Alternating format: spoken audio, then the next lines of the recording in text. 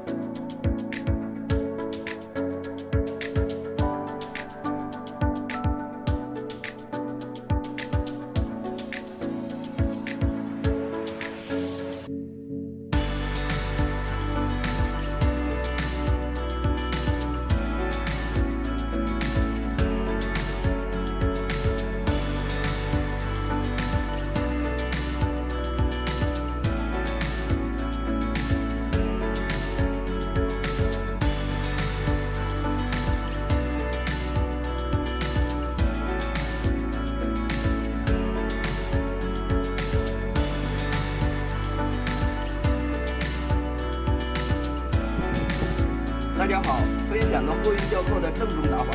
我们将绳头对折，搭在主绳上，主绳将绳头绕一圈，然后呢将绳圈拧个反八，绳头从绳圈里穿过来，挂在汽车的铁钩上，我们将它用力撒紧，非常适合没有脚轮、没有紧绳器的老铁啊。